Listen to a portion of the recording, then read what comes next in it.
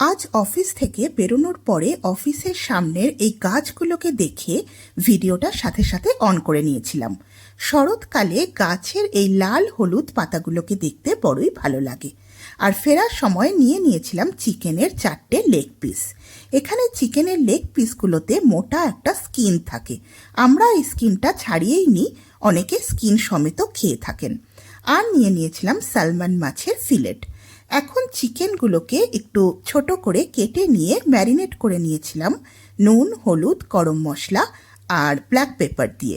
এখন একটা প্লেটের উপরে পেঁয়াজ দিয়ে তার উপরে দিয়ে দিয়েছিলাম এই চিকেনের পিসগুলো, আর উপর থেকে দিয়ে দেব অল্প করে তেল। এখন তৈরি হবে গ্রিলড চিকেন। আর ফিশগুলোকে এখানে ছোট ছোট করে কেটে নিয়েছিলাম, আর আগে থেকেই সিদ্ধ করে নিয়েছিলাম গাজর, ব্রোকলি। এখন ওইগুলোকে মাছের উপরে দিয়ে উপর থেকে অল্প একটু নুন দিয়ে দিয়েছিলাম। এখন দুটো প্লেটই ঢুকিয়ে দিলাম গ্রিলড মেশিনে 180 ডিগ্রি তাপমাত্রায় 20 মিনিটের জন্য।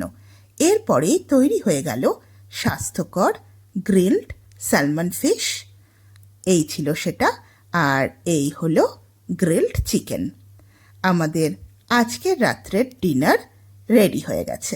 চলুন তাড়াতাড়ি খেয়ে নেওয়া যাক। টাটা।